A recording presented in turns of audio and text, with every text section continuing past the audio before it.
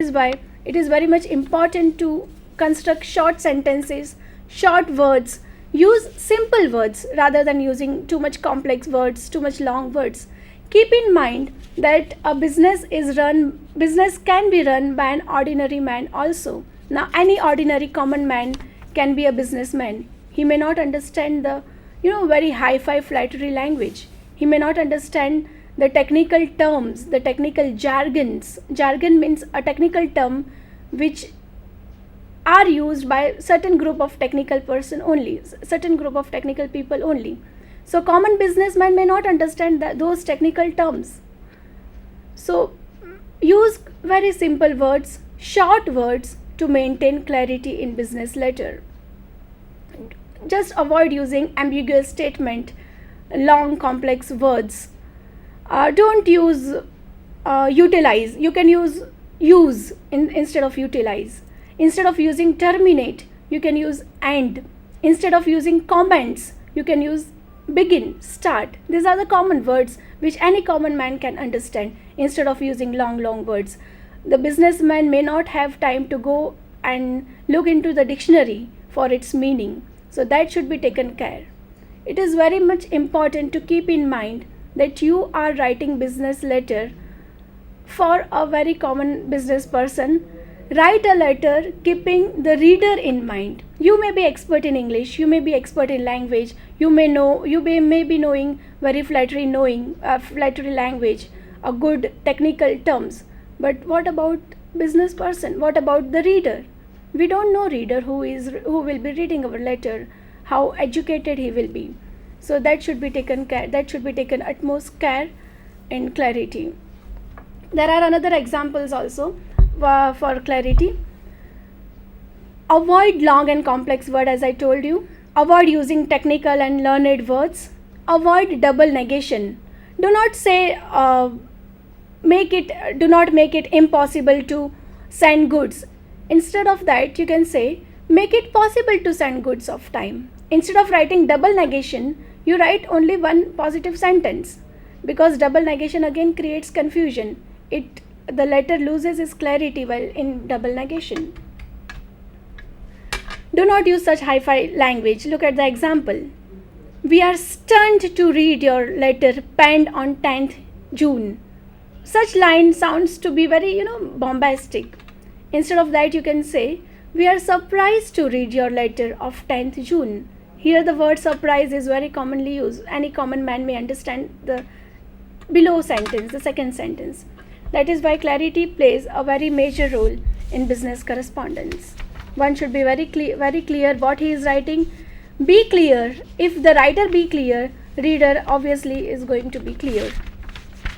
That's all. Now Professor Prajapati would discuss the further principles of business letter. The third C is conciseness. The concise communication is brief but complete in all respect. Only relevant facts are to be included. Avoid repetitions. Don't waste readers' time. Provide the gist of your message. Avoid ornamental language. Lengthy letters become uninteresting. Once the writer of a letter wrote, I have written a lengthy letter as I didn't have enough time. Very surprising. How can it be? Both the things simultaneously. The writer says that he doesn't have enough time and still he has written a lengthy letter. But it is very much natural.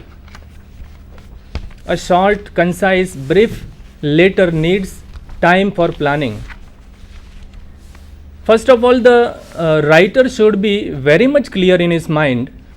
He should think about the points. He first of all should be clear that why he is going to write a letter and which points he should cover in his letter. So that thing should be clear, and that makes the letter concise and short. In today's world, nobody has time to read lengthy and boring letters. Everybody wants the gist, just the core of a message. Therefore, the letter should be kept concise, should be brief.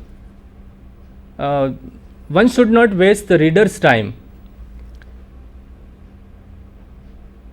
And also, while doing this, one should avoid the ornamental language. For example, we use our valued customer, as we find in business jargon, valued customer. The adjective value here, it doesn't have any meaning. So such adjectives should be avoided. Lengthy letters become uninteresting. The reader does not like the lengthy letters. Therefore, the letter should be conveyed in a short and clear to through a very clear sentences, through very it should be very clear. This we can find in the examples. Here the example is, we are indeed very much pleased to receive your order after a long break of, let us say, more than a year. The message here that has been conveyed through 4 lines, the same message can be conveyed with clarity in 2 lines also.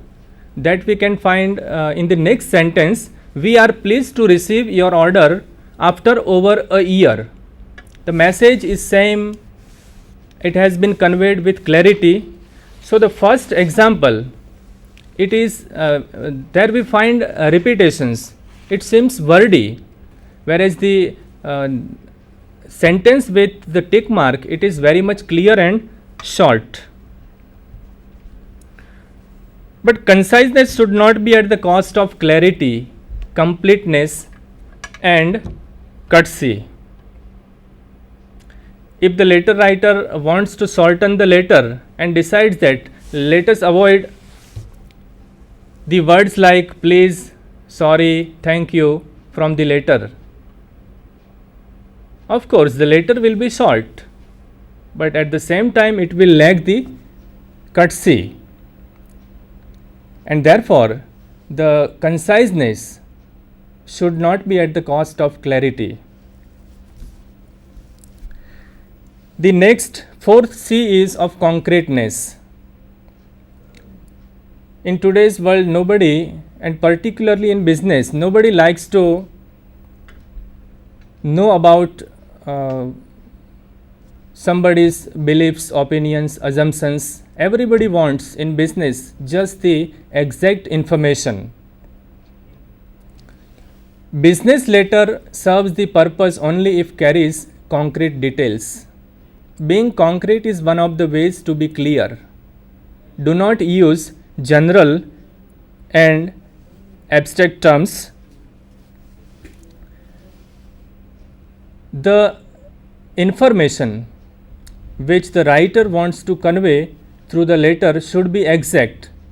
For example, if somebody is writing a letter of placing order, there he should write the exact number of units, particular brand, size, the date of delivery.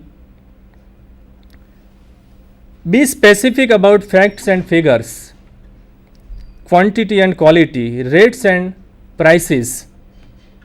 Orders with vague statements delays the execution.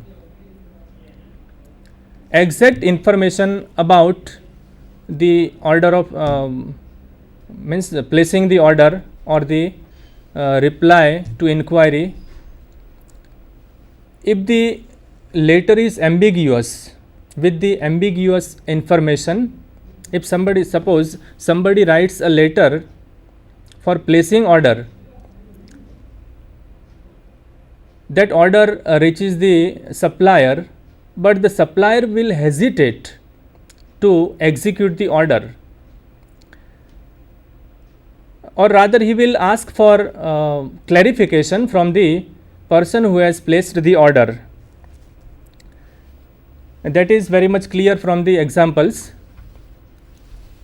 please send some beautiful table fans.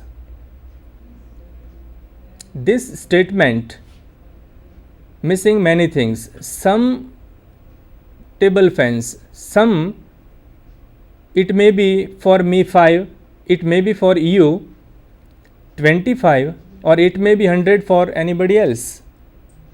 Again, beautiful fans, table fans. Many things, quantity, quality, brand name, everything is missing. Whereas the next statement, please send 10 Coolband white table fans of CW3 size. Everything is clear. Quantity 10 table fans. Brand name is Coolband of white color and of CW3 size. Here everything is clear. Quantity, quality, brand name, color, size. The next example, please send the goods through road transport.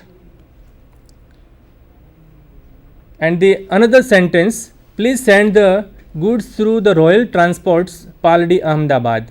First is a general statement that talks about only the road transport, whereas the next sentence is very much clear. It talks about the particular transport service of a particular area in a particular city. Next statement, we want to buy some saris. Vague statement, some sari. How many saris, of which brand, which quality, nothing is clear. Whereas the next sentence, we wish to order 50 Banarasi silk saris. Here everything is clear. How many saris? Then 50. Which brand? Banarasi silk saris.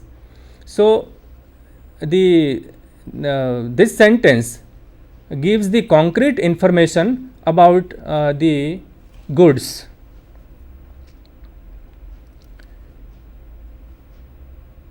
Now I would like to hand over the topic to Hiral Ben. Next C of 7 C's is completeness.